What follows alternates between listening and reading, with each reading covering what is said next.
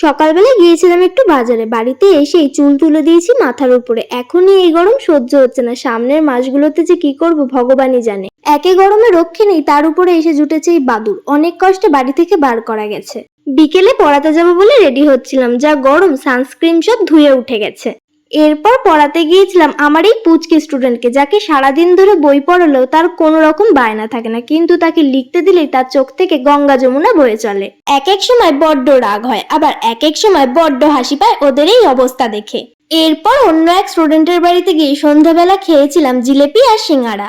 এই কেকটা আজকে বানাইনি, বানিয়েছিলাম বেশ কয়েকদিন আগেই, কিন্তু তোমাদের সাথে শেয়ার করা হয়নি, তাই ভাবলাম আজকের এই ছোট্ট ব্লগে এই মুস কেকটাও তোমাদের সাথে শেয়ার করে দিই। এই মুস কেক আমার ভাইয়ের বড্ড প্রিয়, যখনই কেকের স্পঞ্জ বেড়ে যায় তখনই ওর জন্য এরকম আমি একটা বানিয়ে থাকি। তোমরাও যদি কেউ বর্ধমান থেকে অর্ডার করতে চাও তাহলে অর্ডার করতে পারো। আজকের জন্য এইটুকু, টাটা, বাই বাই।